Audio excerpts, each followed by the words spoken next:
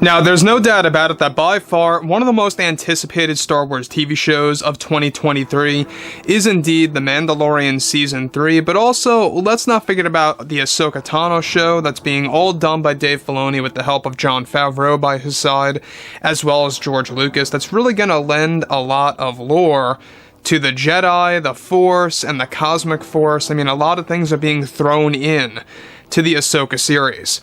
This is Mike Zero. Make sure to subscribe if you are new to the channel for future Star Wars updates. Also, by the way, guys, make sure to drop a thumbs up on this video to support the channel. I thank you all so very much for the kind support. It is greatly appreciated. Now, given that we have a lot of things that have happened since the end of the sequel trilogy movies, right? Back in 2019 of December when the sequels came to a close, that's when The Mandalorian began to rise, and that's when Jon and Dave really started to steer Star Wars in a better path using television on Disney+. Now, given that where we are today, there's a lot of things that have happened in between. We obviously know that the two major speed bumps were the Book of Boba Fett and the Kenobi TV show, for obvious reasons. It's because those two projects came from two original spin-off films that Kathleen Kennedy had a lot of control over and contracts with that transferred over into the TV shows. They were supposed to be a Kenobi movie and a Boba Fett film. They were supposed to continue the whole A Star Wars Story format where they were going to have Fett a Star Wars story and of course Kenobi a Star Wars story. That eventually all fell apart and that eventually became two Star Wars TV shows. So with that being said, what's even all the more intriguing is exactly what Daisy Ridley recently had to say about Jon Favreau and of course the sequel trilogy films, and this also involves Kathleen Kennedy, by the way. Now, with actress Daisy Ridley now involved with other minor projects, she is also in the talks to return to the Star Wars world and the franchise for future Star Wars shows and more.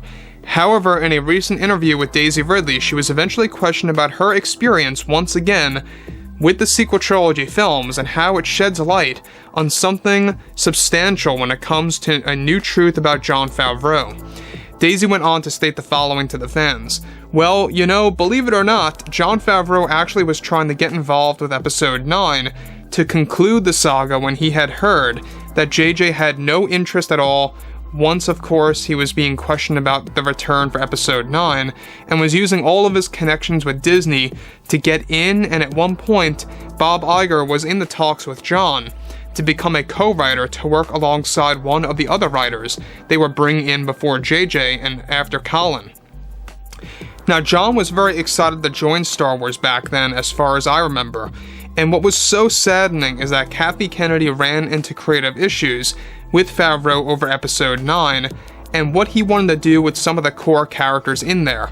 I didn't get to really go over Jon's work or concepts directly for Episode 9 that he was pitching to Disney once they expressed some interest, but it eventually all fell apart after Kennedy reviewed his approach to ending the saga.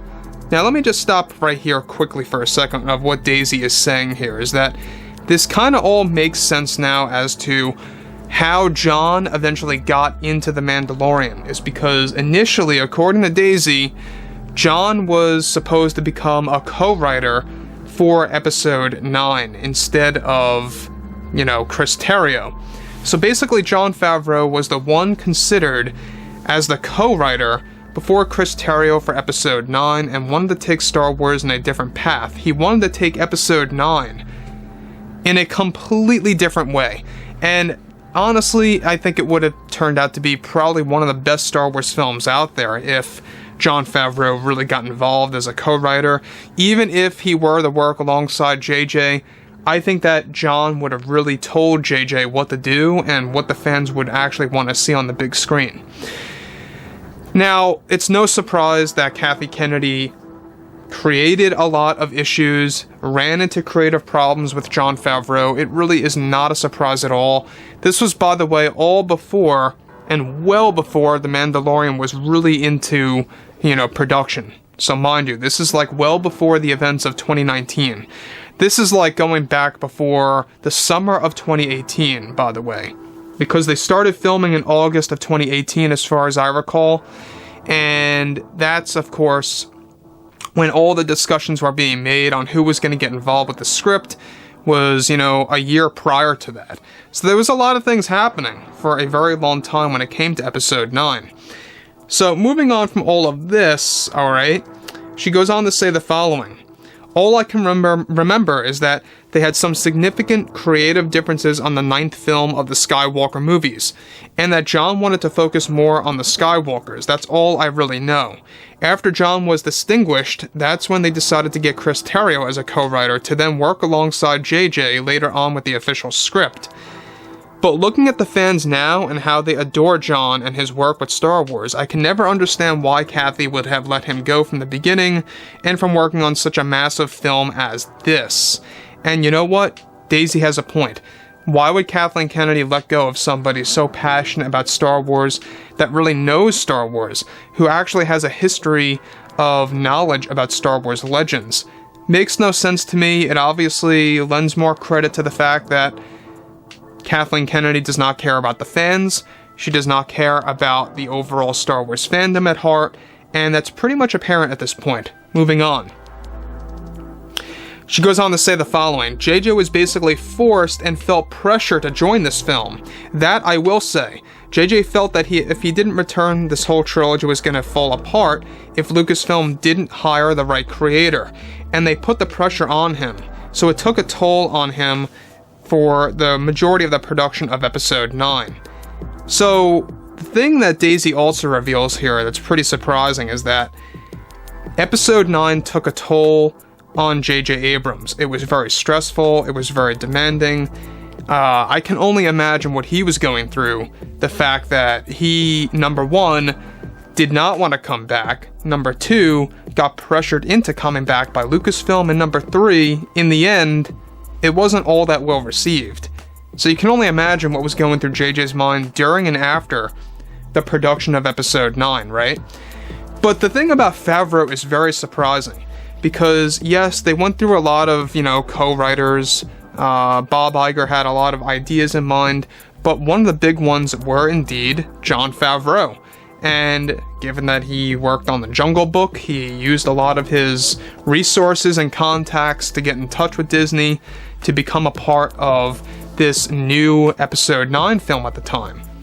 So that unfortunately did not work out, and it's not all that surprising given that Kathleen Kennedy was involved directly with episode 9 and really wanted it to go in a certain path.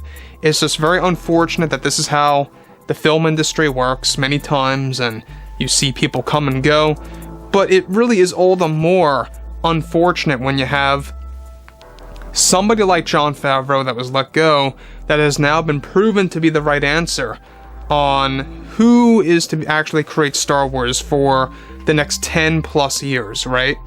So that brings us to where we are now. Jon Favreau is doing a lot of great things. He's trying to really enhance the Star Wars experience, to really lend a lot of, value to George Lucas's vision once more.